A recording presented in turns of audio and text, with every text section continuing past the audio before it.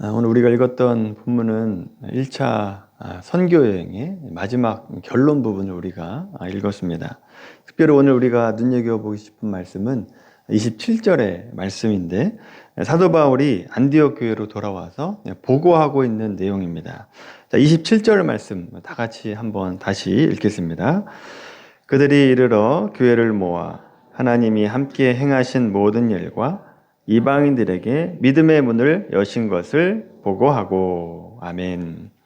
1차 선교여행의 보고 두 가지를 말하고 있다라고 하는 것을 보게 됩니다. 첫째는 하나님이 함께 하신 모든 일, 그리고 두 번째로 이방인들에게 믿음의 문을 여신 것, 이 두 가지를 선교 보고하고 있는 것을 보게 됩니다. 하나님이 바울과 바나바와 함께 하셨고 또 이방인이 예수를 믿게 되었다라고 하는 것은 틀림없는 사실입니다. 자, 그런데 우리가 생각할 때 바울이 선교 보고할 때 꼭 들어가야 될 내용, 그 내용이 뭐냐? 우리가 생각할 때는 바울이 이 선교 여행 가운데 얼마나 많이 고생했는가라고 하는 것이 꼭 들어가야 될 것 같지 않습니까? 우리가 선교 보고할 때 그렇게 보고하지 않겠습니까? 무엇보다 바울과 바나바가 가는 곳마다 유대인들이 사람들을 선동해서 복음을 전하는 일을 방해했고 폭력까지 저지르는 일을 했습니다. 자, 그들의 폭력이 그냥 단순한 위협이 아니라, 단순한 폭력이 아니라 목숨까지 죽을 정도로 그렇게 폭력을 가했다라고 하는 겁니다. 자, 14장 5절 말씀 한번 보십시오. 사도행전 14장 5절 말씀 같이 한번 읽어볼까요? 시작.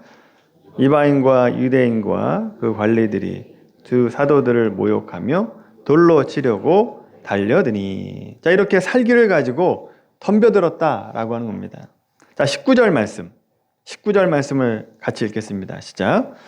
유대인들이 안디옥과 이고니온에서 와서 무리를 충동하니 그들이 돌로 바울을 쳐서 죽은 줄로 알고 시외로 끌어내시니라. 아멘. 여러분, 이 19절의 이 일은 루스드라에서 있었던 일을 말하고 있습니다. 그러니까 루스드라에서요, 돌에 맞아서 사람들이 죽었다라고 생각할 정도로 맞았다라고 하는 것입니다. 여러분, 전도 여행 중에 이러한 위험을, 또 이러한 고난을 경험을 했다라고 한다면 선교 보고할 때 자신이 복음을 위해서 자기의 몸을 드릴 때 얼마나 많은 위험이 있었는가, 얼마나 고통 중에 있었는가, 얼마나 내가 고생을 했는가, 복음에 반대하는 자들이 얼마나 격렬하게 반대했는가, 이런 것들을 얘기해야 되지 않겠습니까? 그런데 바울이 보고를 보면 자신의 고생한 내용은 없고 하나님이 함께 행하셨다, 그리고 이방인들이 믿음을 갖게 되었다라고 하는 것. 자, 이 말을 집중적으로 선교 보고했다라고 하는 겁니다. 물론 중간중간에 자기가 당한 어려움들을 얘기했을 수 있습니다. 그런데 그것은 자기의 핵심이 아니었다라고 하는 것이죠. 그럼 만약에 여러분이 바울이었다라고 한다면 여러분은 뭘 말하시겠습니까? 뭘 선교 보고하겠습니까? 우리는 자기도 모르게 내가 얼마나 고생한지 아십니까?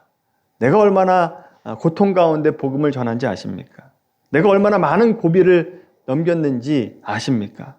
자기 무용담을 쏟아내듯이 그렇게 얘기하지 않겠습니까? 그렇게 얘기해야 은혜가 되죠.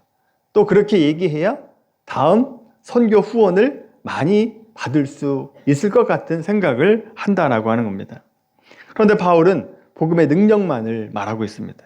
이런 모습을 보면 바울은 우리와 결이 다른 사람이구나 라고 하는 것을 깨닫게 됩니다. 여러분, 이 차이는 무엇 때문에 이런 차이가 나는 것일까? 왜 우리의 생각보다 한 단계, 한 걸음 더 앞서 나가는 이 바울의 모습, 어디에 근거하고 있는 것인가? 오늘 우리는 이런 차이가 나는 이유에 대해서 우리가 살펴보면서 도전을 받고 은혜를 나누기를 원합니다. 첫째로 이 차이는요, 복음에 대해서 얼마나 알고 있느냐, 그리고 그 알고 있는 것을 얼마나 믿느냐의 차이에서 나온다라고 하는 것이죠. 복음의 핵심이 뭐냐? 사도행전 4장 10절에서 12절에 나옵니다. 한번 읽어보겠습니다. 사도행전 4장입니다.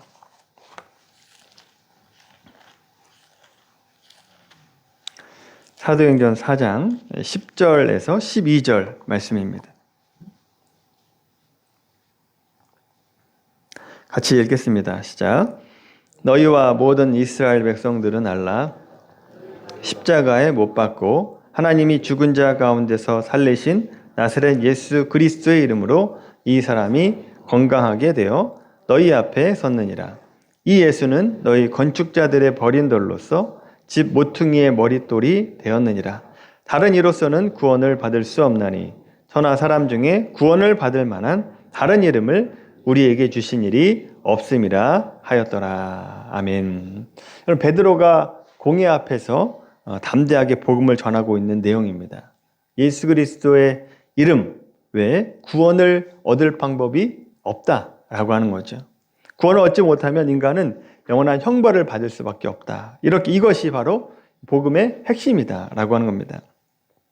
여러분, 바울은 다메섹으로 가는 도중에 예수님을 만나게 되고 아라비아 광야에서 3년 그리고 자기 고향 다소에서 10년을 보내게 되면서 율법의 굴레에서, 이 바리새인이라고 하는 율법의 굴레에서 벗어나게 되고 그리고 복음과 진리에 대해서 깨닫게 됩니다. 그 진리가 뭐냐? 4장 12절의 말씀입니다. 예수 그리스도 외에는 구원 얻을 수 있는 다른 이름이 없다라고 하는 것이죠. 이것이 바울의 신앙의 기초라고 하는 겁니다. 바울은 이 분명한 복음을 알고 있었기 때문에 그 인생에서 복음을 적극적으로 전하게 됐다라고 하는 것입니다. 그래서 여러분, 바울은 누구를 따라 살아갔는지 한번 보십시오. 누구의 명령을 따라 살아가는 인생이었는가? 사도행전 13장 2절 말씀을 다시 한번 보겠습니다. 사도행전 13장 2절 말씀, 2절부터 4절까지 말씀입니다. 사도행전 13장 2절에서 4절까지 같이 읽습니다. 주를 섬겨 금식할 때에 성령이 이르시되 내가 불러 시키는 일을 위하여 바나바와 사울을 따로 세우라 하시니 이에 금식하여 기도하고 두 사람에게 안수하여 보내니라. 성령의 보내심을 받아 실루기아에 내려가 거기서 배 타고 구브로에 가서. 아멘. 여러분, 바울과 바나바는요, 자기의 인생의 주인이 나다라고 생각하지 않았고, 그래서 자기 마음대로 살아갔던 것이 아니라 자신에게 일을 맡기는 분, 그분의 명령을 따라 살아가고 있다라고 하는 것을 보게 됐죠. 여러분, 이 명령, 지금 너희가 수리아 안디옥에서 있지 말고 선교 여행을 가라라고 하는 이 명령은 사실은 그때 당시 상황에서 굉장히 어려운 명령입니다.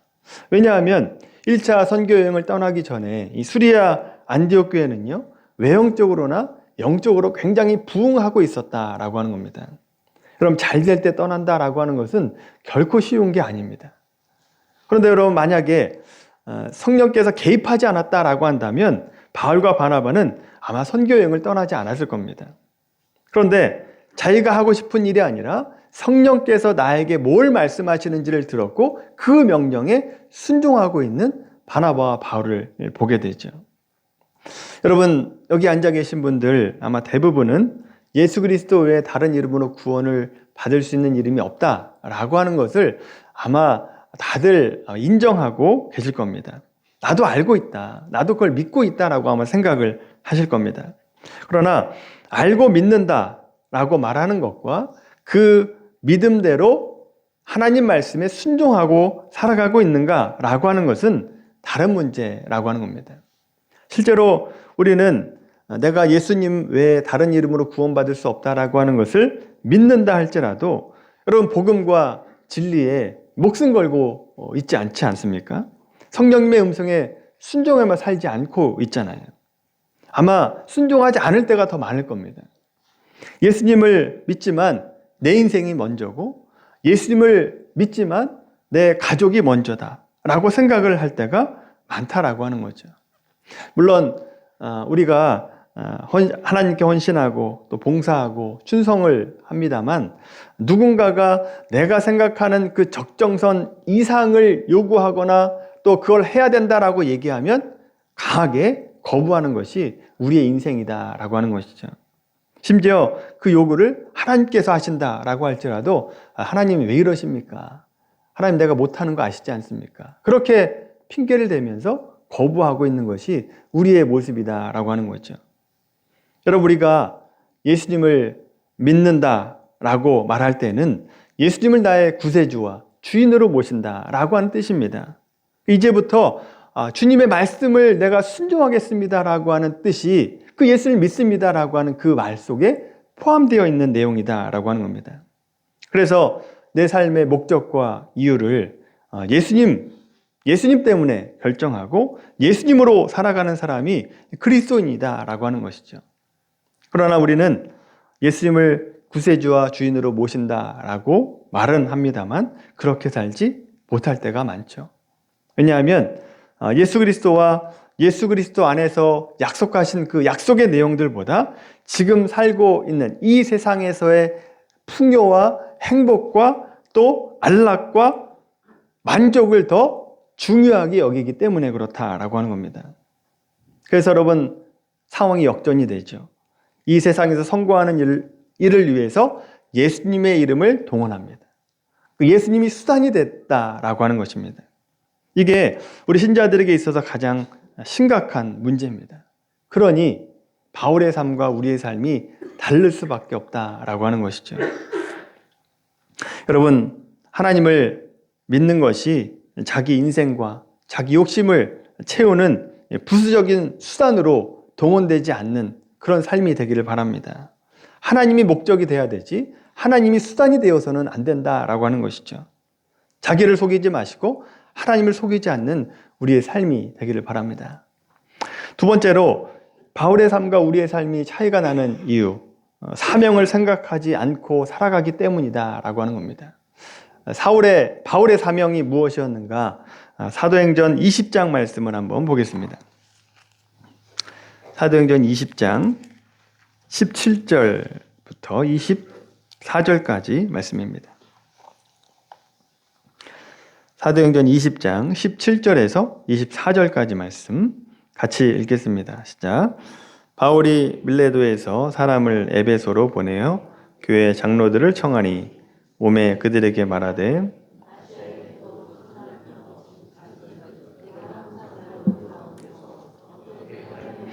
여러분도 아는 바니 곧 모든 겸손과 눈물이며 유대인의 관계로 말미암아 당한 시험을 참고 주를 섬긴 것과 무엇이든지 공중 앞에서나 각 집에서나 거리낌이 없이 여러분에게 전하여 가르치고 유대인과 헬라인들에게 하나님께 대한 회개와 우리 주 예수 그리스도께 대한 믿음을 증언한 것이라.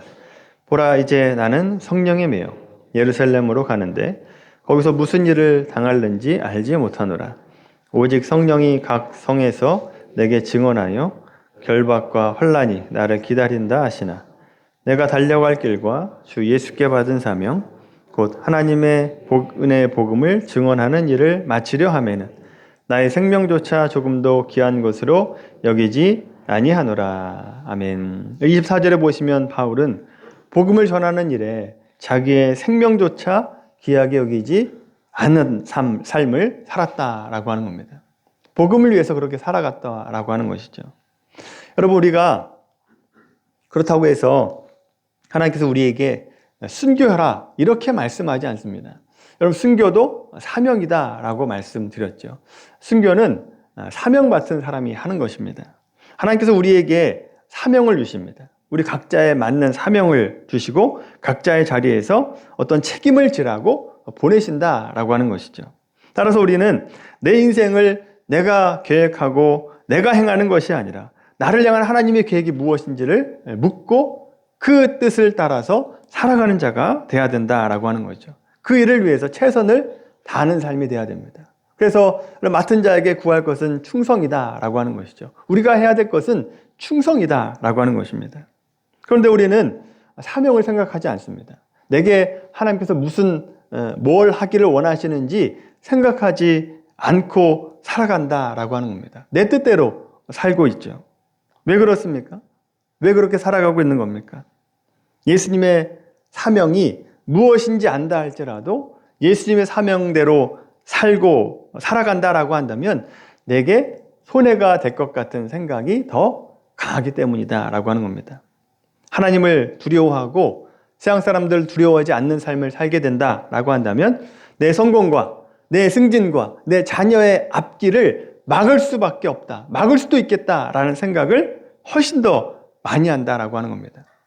그래서 여러분, 우리가 등경 위에 등불을 켜서 등경 위에 놓는 것이 아니라 등불이 있는데 그 등불을 감추기 바쁩니다. 바구니로 그냥 그 등경을 뒤집어 씌워놓고 세상에 나아가서는 그리스도인이 아닌 것처럼 그렇게 살아갈 때가 많이 있다라고 하는 거죠. 그래서 여러분, 신앙이라고 하는 것이 기껏 세상으로부터의 고통과 좌절과 실망을 면하게 하고 막아주는 보호막 정도에 불과한 삶을 살아가고 있는 것입니다. 여러분, 인간이라고 하는 존재 누가 만드셨습니까? 하나님이 만드셨습니다. 하나님이 우리의 창조주가 되십니다. 하나님이 만드신 피조물이기 때문에 우리가 가장 복되고 가장 보람이 있을 때는 언제인가? 하나님이 맡겨주신 일을 할 때 가장 보람되고 행복한 그런 존재가 되는 것입니다. 우리는 천하보다 귀한 영혼이다 라고 얘기하죠. 그래서 우리는 천하보다 귀한 영혼이기 때문에 우리에게 천하를 준다 할지라도 우리는 그것으로 만족할 수 있는 존재가 아닌 겁니다. 물론 한동안은 만족할 수 있습니다. 그런데 결국은 허망함과 또 자기의 부족함을 보면서 결국 만족하지 못하는 공허한 인생이 될 수밖에 없다라고 하는 겁니다.